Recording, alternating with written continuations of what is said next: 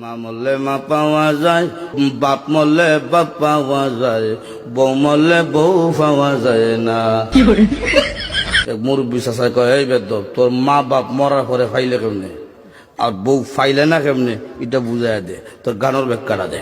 চাষা, আমার বাবা যেদিন মারা গেল, আপনি তুই আমার মাথার মধ্যে হাত দিয়ে কুসলেন, কান্দিস না রে বাবা, তোর বাবা মরলে তো কি হয়েছে, আমি তো আছি। আরো কিছুদিন পরে আমার মা মারা গেল।